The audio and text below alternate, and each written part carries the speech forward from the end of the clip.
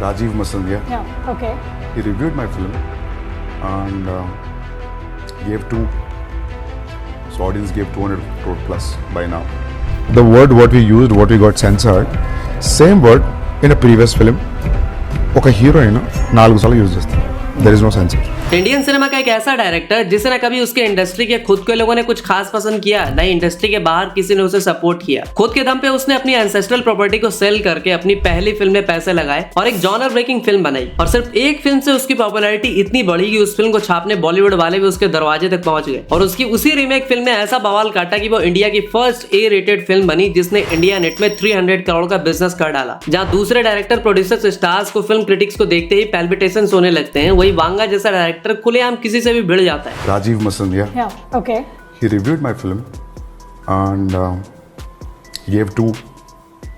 So audience gave 200 crore plus by now. और जहां Marco के प्रोड्यूसर एंड एक्टर उन्नी मुकुंदन को extreme hate and negative reviews की वजह से परेशान होकर मार्को 2 जैसी अनाउंस फिल्म को सेल्व करना पड़ता है, वही वांगा खुलेआम कहते हैं कि हाँ बनाऊंगा, एनिमल से भी गोर एंड वायलेंट फिल्म बनाऊंगा, जो उखाड़ना वो उखाड़ देना। अभी और ज्यादा होगा स्पिरिट के लिए, एनिमल पार्क के लिए तो मर जाएंगे पिक्चर देख के। I don't even dare to criticize Animal Park. So I'm not saying that now I'll do it more because the content is like that. Yeah. तो भाई आज की वीडियो में हम वांगा के उन अपकमिंग प्रोजेक्ट्स के बारे में बात करने वाले हैं जो बॉक्स ऑफिस पर ऐसे फटेंगे जिससे झोला छाप क्रिटिक्स का झोपड़ा उड़ जाएगा और सूडो फेमिनिस्ट भिंडी रोना स्टार्ट कर देंगी। जिसमें मैं प्रभास वाली स्पिरिट के अलावा एनिमल पार्क में क्या होगा, अल्लू अर्जुन वाली प्रोजेक्ट, रामचरण के साथ प्रोजेक्ट, वांगा की दूसरी अपकमिंग फिल्मों पर भी डिटेल में बात करेंगे और क्यों तेलुगु ऑडियंस वांगा को राजा मौली का सक्सेसर बताते हैं उस पर भी बात करेंगे। और ये भी जानेंगे कि क्या सच में अल्लू अर्जुन वाली प्रोजेक्ट सेल्ड हो गई है और क्या एनिमल पार्क भी सेल्ड होने वाली है। तो चलिए बात करते हैं वांगा कब और किन किन फिल्मों से मचाएंगे बॉक्स ऑफिस पे दंगा और किस किस को करेंगे नंगा। लेकिन उससे पहले अगर आपको हमारा काम पसंद आता है तो हमें फ्री में सपोर्ट करने के लिए भाई वीडियो को लाइक जरूर कर देना, जिससे इसकी रीच बढ़े और ये ज्यादा से ज्यादा लोगों तक पहुंचे। 15 के लाइक का छुटकू सा टारगेट है तो पूरा करा देना। अब देखो काफी सारे लोग वांगा की फिल्मों को लेकर ऐसा कहते हैं कि उनकी स्टोरी एक एवरेज स्टोरी ही होती है, कोई brilliant out of the box topic वो नहीं लाते। लेकिन वांगा ने एक ऐसा कोड क्रैक कर लिया है जिसे वो अपनी हर फिल्म में इस्तेमाल करते रहते हैं। जिसमें से पहला ये कि भाई स्क्रिप्ट लिखने से पहले ये डिसाइड कर लो कि मेरी इस कहानी में सबसे बेस्ट एक्टर यही होगा और फिर उसके छोटे छोटे एक्टिंग स्किल्स, बिहेवियर, ट्रेड्स के बारीकी समझो और उसी के अकॉर्डिंग स्क्रीन प्ले लिख डालो। फिर सबसे बेस्ट सिनेमेटोग्राफर्स को पकड़ लाओ, सॉन्ग, बीजीएम, फाड़ू टाइप यूज करो जो ऑडियंस को मजबूर कर दे फिल्म देखने के लिए। एंड सबसे इंपॉर्टेंट, अपने मेल लीड कैरेक्टर को एकदम रूड दिखाओ जिसको कि भाई एंगर इश्यूज हो, लेकिन वो अपनी फैमिली को प्रोटेक्ट करने के लिए कुछ भी कर गुजर जाए, जैसे कि प्रीति के लिए कबीर और एनिमल में अपने बाप के लिए रणविजय। इसके अलावा अपने लीड कैरेक्टर को पूकी दिखाने के बजाय एकदम अल्फा मेल टाइप दिखाओ और उससे औरतों की 2-3 बार बेइज्जती करवा दो। बस your hit film is ready to release sir. देखो ऐसा काफी लोग मानते हैं लेकिन मैं नहीं मानता और वांगा इसी बात को प्रूव करने के लिए अपनी सबसे पहली फिल्म लेकर आ रहे हैं, स्पिरिट। अब क्यों ये फिल्म वांगा की पुरानी सारी फिल्मों से अलग होने वाली है, आइए सबसे पहले बात करते हैं स्पिरिट की। अब बात करें जो प्लॉट लीक हुई थी उसके अकॉर्डिंग तो भैया प्रभास एक मिडिल क्लास बैकग्राउंड से होंगे जो कि अपने ड्यूटी में हाईली डिसिप्लिन्ड एंड डेडिकेटेड होगा और बाहर से जितना कड़क अंदर से फैमिली के लिए उतना ही सॉफ्ट, जिसकी भाई एक बेबी और 4 साल का बच्चा होगा। लेकिन चीजें कुछ इस तरह से टर्न होगी कि उसकी पूरी दुनिया ही बदल जाएगी। लेकिन स्पिरिट के ऑफिशियल पेज पे अगर आप जाओगे तो वहां पे मेंशन्ड है कि disgraced cop determined to regain his job, hunt down a ruthless international crime syndicate, the ruthless saga begins. मतलब ऐसा पुलिस वाला जिसे फंसाया गया है, उसे जॉब से निकलवा दिया गया है, लेकिन इसके बाद वो अकेले एक इंटरनेशनल सिंडिकेट को कैसे मिट्टी में मिलाएगा ये फिल्म हमें वही दिखाएगी, जिसका सीधा सीधा मतलब है भर भर के एक्शंस, गोर सीन्स और फिर एक बार A-रेटेड मूवी का तड़का। और वैसे भी वांगा की फिल्म में देखते ही सेंसर वाले बिना चेक किए A-रेटेड मूवी का स्टैंप लगा ही देते हैं कि साला इसकी फिल्म है तो A-रेटेड से नीचे तो कुछ बात ही नहीं करना है। और मैं फिर कहूंगा कि यंग ऑडियंस में एक तबका ऐसा है जो कि ढूंढ ढूंढ कर ऐसी A-रेटेड मूवीज देखना पसंद करती है। ऊपर से अगर वांगा के पॉडकास्ट आपने देखे होंगे तो उन्होंने कई बार कहा है कि वो अक्सर अपनी स्क्रिप्ट, अपने कास्ट को, खासकर लीड कास्ट को ध्यान में रखकर ही लिखते हैं, वरना वो साहिद के साथ सुपरहिट कबीर सिंह देने के बाद रणबीर को कभी अपनी फिल्म एनिमल के लिए कास्ट नहीं करते। लेकिन he wrote Animal by keeping Ranbir in mind. Spirit की सबसे पहली खास बात यही होने वाली है कि इस फिल्म के लीड कैरेक्टर यानी प्रभास अनलाइक वांगास अदर फिल्म एक बिल्कुल ही मिडिल क्लास फैमिली से होंगे। दूसरी बात, पहली बार वांगा की फिल्म में इंटरनेशनल कास्ट होंगे। अब देखो स्पिरिट को लेकर वैसे तो वांगा ने खुद इसे एक पक्का एंटरटेनर फिल्म बता दिया था और ये भी कहा था कि ये फिल्म 150 करोड़ से मिनिमम ओपनिंग लेगी। लेकिन मुझे लगता है कि फिल्म की सक्सेसफुल होने की उससे भी एक बहुत बड़ी वजह है और वो है खुद प्रभास। लेकिन देखो प्रभास फैंस खुद कह रहे हैं कि सालार को छोड़ दे तो प्रभास से जिस लेवल की एक्सपेक्टेशन होती है, आई मीन कैरेक्टर वाइज, वो बाहुबली के बाद से मिसिंग है। पुष्पा जैसे फिल्म में अल्लू अर्जुन ने सच में आउटस्टैंडिंग परफॉर्मेंस दी थी और पूरी फिल्म का भार अपने कंधों पे उठा लिया था। ऐसे में हम इतने टाइम से कहते आ रहे हैं कि प्रभास को एक फैबुलस स्क्रिप्ट और एक अच्छे डायरेक्टर की जरूरत है, और मुझे लगता है कि स्पिरिट में वो इंतजार खत्म होने वाला है। प्रभास बिल्कुल वैसा ही एक्टर है जैसे वांगा को चाहिए होता है, मतलब एक ब्लैंक कैनवस जो खुद को वांगा के सामने सरेंडर कर दे। और मुझे लगता है कि Vanga knows very well how to get optimum output from an actor, इसीलिए वांगा को तेलुगु सिनेमा में राजा मौली का सक्सेसर भी बताया जाता है, क्योंकि अब तक राजा मौली ने जितनी भी फिल्में करी हैं सब की सब ऑल टाइम हिट्स और ब्लॉकबस्टर रही हैं, और हर बार उन्होंने सिनेमा के बाउंड्रीज को पुशी किया है। हर फिल्म में सिनेमैटिक लिबर्टी भर भर के लिए नए नए टूल्स एंड इक्विपमेंट्स को अपनी फिल्मों में यूज किया है। On the other hand Vanga ने हमेशा human emotions like anger, fear, violence को अलग अलग तरीके से एक्सप्लोर किया है और हमें दिखाया है, और उन्होंने भी आज तक जितनी भी फिल्में दी हैं सब के सब ब्लॉकबस्टर रही हैं। Even SS Rajamouli has also praised Sandeep Reddy Vanga for his bold and challenging approach to film making, comparing him to Ram Gopal Varma in terms of pushing boundaries. लेकिन वांगा या फिर तमिल के लोकेश कनगराज की बात करें तो ये लोग राजा मौली जितना 5-5 साल की पंचवर्षीय योजना बनाकर एक्टर्स को फंसाते नहीं, लेकिन फिर भी ब्लॉकबस्टर की गारंटी लेकर आते हैं। Even Vanga was so passionate about spirit कि उन्होंने ये कहानी सिर्फ 6 महीनों में लिख डाली थी, और स्पिरिट के लिए वांगा खुद कह चुके हैं कि अब तक प्रभास की 24 फिल्मों में आपने उन्हें जिस अवतार में नहीं देखा है, मैं आपको वो दिखाऊंगा जो आपने कभी इमेजिन भी नहीं किया होगा। ऊपर से कोरियन एक्टर डॉन ली को फिल्म में लेने की बात चल रही है, और जिस तरह एनिमल में बॉबी देओल के कैरेक्टर को इतना स्ट्रॉन्ग तरीके से दिखाया गया था कि उनका कोई डायलॉग ना होते हुए भी इतना गहरा इंपैक्ट था कि रणवीर से ज्यादा बॉबी देओल की बातें हो रही थी। वैसा ही अगर कैरेक्टर लिखा गया तो भाई बवाल हो जाएगा। देखो स्पिरिट को लेकर मार्केट में वैसे ही हाइप काफी अच्छी थी, क्योंकि एक तरफ प्रभास जैसा इंडिया का सबसे बड़ा ब्लू पैन इंडिया स्टार, तो दूसरी तरफ इंडिया का सबसे वायलेंट डायरेक्टर। लेकिन दीपिका वाली कंट्रोवर्सी ने उल्टा फिल्म का फ्री पीआर का काम कर दिया, जहां दीपिका के लगाए सारे एलिगेशंस उन पे ही भारी पड़ गए, क्योंकि पहले उन्होंने स्टेटमेंट दी कि it is the most well written female part in Sandeep Reddy Vanga's world. पहले उन्हें स्टोरी के नुआंसेस यानी कि छोटी छोटी डिटेल्स बहुत पसंद आई,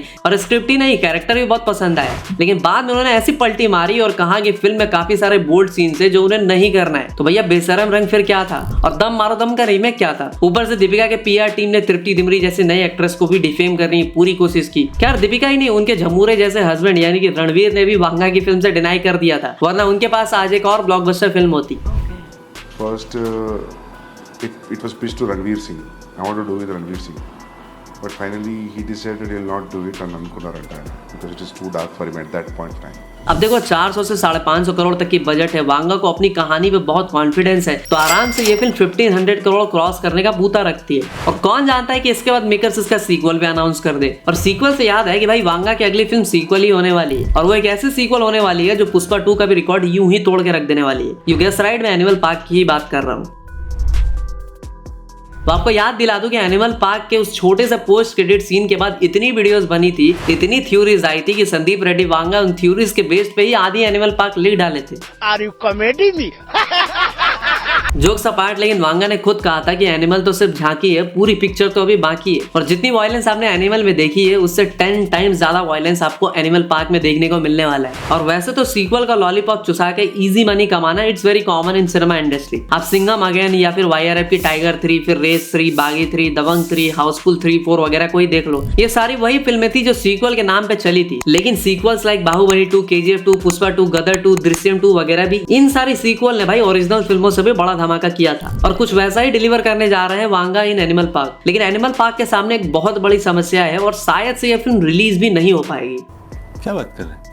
तो बात ऐसी है कि आपको पता ही होगा कि मार्को जैसी मलयालम फिल्म ने हिंदी मार्केट में कैसा भूचाल मचाया था। उस टाइम दिसंबर 2024 में थिएटर्स में मार हो रही थी। मेरा मतलब एक तरफ पुष्पा 2 लगी थी, दूसरी तरफ एटली की बेबी जॉन, फिर बुद्धुथलाई पार्ट 2, गार्जियन और ट्रेजर्स भी लगी थी। और ऐसे इंटेंस कंपटीशन के बावजूद ऑडियंस की डिमांड की वजह से 30 स्क्रीन पे रिलीज हुई मार्को एक हफ्ते में 300 स्क्रीन पे चली गई थी। इसे इंडिया का सबसे वायलेंट फिल्म बताया जा रहा था। उसके बाद जब OTT पे भी फिल्म रिलीज हुई तो इसने खूब धूम मचाया, लेकिन जब टीवी पे रिलीज होने की बात आई तो इस फिल्म को बैन कर दिया गया। ऊपर से यह भी पिटीशन डाल दी गई कि OTT से भी इसे जल्द से जल्द हटा दिया जाए और फिल्म को कंप्लीट बैन कर दिया जाए। इसीलिए उन्नी मुकुंदन को अपनी announce and most anticipated film Marco 2 का आइडिया भी ड्रॉप करना पड़ गया। ध्यान से देखा जाए तो यह गाज सिर्फ मार्को पे ही नहीं गिरी। एक्चुअली सवाल ये खड़ा हो गया कि मार्को अगर इतनी ही वायलेंट फिल्म थी तो सेंसर वालों ने उसे पास क्यों किया, जिसके बाद सेंसर वाले नींद से जागे और किसी भी फिल्म को रेलना स्टार्ट कर दिया। अभी आपको याद ही होगा कि सितारे जमी पर जैसी फिल्म को लेकर सेंसर वालों ने आमिर खान की नाक में दम कर दिया था। ऐसे में Animal Park no no doubt एक फुल ऑन वायलेंट फिल्म होगी और वांगा इसे बनाने में कोई कसर भी नहीं छोड़ेंगे। और वैसे ही वांगा सेंसर वालों की नजरों में बदनाम है, उनकी फिल्मों को देखते ही वो लोग ए सर्टिफिकेट थमा देते हैं और अब तो सेंसर वाले रिवेंज मोड में और वांगा से तो उनकी पुरानी दुश्मनी है। The word what we used, what we got censored, same word in a previous film. ఒక హీరో అయినా 4 సార్లు యూజ్ చేస్తారు. There is no censor. Censor का है वो, it's good only, but I feel censor should be controlled by senior directors, retired directors, film directors. अच्छा, film industry people rather than some other person who doesn't understand the nuance of filmmaking. तो देखो animal park की script already ready है। 2025 के and तक अगर spirit पे पूरा काम निपटा लिया गया तो एनिमल पार्क पे काम भी स्टार्ट कर दिया जाएगा। लेकिन बात ऐसी है ना कि अगर सेंसर बोर्ड वाले ने फिल्म को रिलीज ही नहीं करने दिया या अगर फिल्म में अननेसेसरी चेंजेस करने को बोला तो पूरा फिल्म का मजा किरकिरा हो जाएगा। मेकर्स का मोरल तो डाउन होगा ही, ऑडियंस भी जिस तरह के गोर एंड वायलेंट फिल्म की एक्सपेक्टेशन लेकर जाएगी उस तरह की फिल्म उन्हें नहीं मिल पाएगी। तो अब बात करते हैं वांगा और अल्लू अर्जुन वाले प्रोजेक्ट की। तो क्या सच में ये प्रोजेक्ट सेल्फ हो गई है, अल्लू अर्जुन के बजाय किसी और को कास्ट किया गया है? चलिए जानते हैं अगले पॉइंट में। तो देखो जब वांगा की एनिमल रिलीज हुई थी ना उससे भी काफी टाइम पहले यानी कि मार्च 2023 में ही अल्लू अर्जुन और वांगा वाली प्रोजेक्ट अनाउंस कर दी गई थी और भाई ऑडियंस ने कहा था अभी मजा आएगा ना भिड़ो। लेकिन उसके 1-1.5 साल बाद जाके वांगा ने प्रभास के साथ यानी कि दिसंबर 2024 में स्पिरिट अनाउंस कर दी और उसी मंथ अल्लू अर्जुन ने अपने करियर की सबसे बड़ी फिल्म दी पुष्पा 2। लेकिन Vanga was so passionate about working with Prabhas कि उन्होंने अल्लू अर्जुन वाली प्रोजेक्ट की जगह सबसे पहले प्रभास की फिल्म स्पिरिट को टाइम दिया। इवन अपनी ही सबसे बड़ी हिट एनिमल पार्क को भी दर किनारे रख दिया और कहीं ना कहीं यही बात अल्लू अर्जुन को थोड़ी सी बुरी भी लग गई या यूं कहें कि उनकी भी प्रायर कमिटमेंट्स थी तो उन्होंने इस फिल्म से अपना नाम विड्रॉ कर दिया। लेकिन कहानी में ट्विस्ट ये था कि अल्लू अर्जुन ने ये काम तब किया जब दीपिका ने ऑलरेडी एनिमल पार्क छोड़ दी थी और दीपिका ने अल्लू अर्जुन और एटली वाली प्रोजेक्ट ज्वाइन कर ली थी। अब देखो आज के टाइम पे अल्लू अर्जुन भी एक पैन इंडिया स्टार है, तो ऐसे में शायद उन्हें ये बात थोड़ी सी बुरी लग गई होगी कि वांगा ने पहले से अनाउंस्ड उनकी फिल्म को छोड़ के प्रभास की फिल्म को प्रायोरिटी दी। अल्लू अर्जुन के पॉइंट ऑफ व्यू से देखे तो वो भी गलत नहीं है, क्योंकि ऐसा नहीं है कि स्पिरिट के बाद वांगा अल्लू अर्जुन को टाइम नहीं देने वाले, बल्कि वो अपनी much awaited sequel Animal Park पे काम करने वाले हैं। इसीलिए अल्लू अर्जुन ने भी त्रिविक्रम वाली प्रोजेक्ट पे काम करना ही सही समझा इंस्टीड ऑफ वांगास प्रोजेक्ट। लेकिन आपको याद ही होगा कि अल्लू अर्जुन ने ऑलरेडी वांगा की अर्जुन रेड्डी ठुकरा के वांगा का इंतकाम देखा था, जैसे कि एसआरके ने 2-3 बार राजू हिरानी की फिल्म को ठुकराया था और हर बार पछताए थे। तो मुझे लगता है कि अल्लू अर्जुन के साथ भी एग्जैक्टली फिर से वही चीज होने वाली है। खैर जो भी हो, अब जाकर न्यूज आ रही है कि इस फिल्म में जूनियर एनटीआर को कास्ट किया जा रहा है और जूनियर एनटीआर भी तेलुगु में एक बड़ा नाम है, उनकी फिल्में बम्पर ओपनिंग्स के लिए जानी जाती है। तो भाई यो कोलैब भी एक बहुत बड़े बड़े और नए नए आंकड़े बॉक्स ऑफिस में पोस्ट करके जाएगी। तो अब वीडियो के आखिर में बात करते हैं वांगा से रामचरण के प्रोजेक्ट को लेके।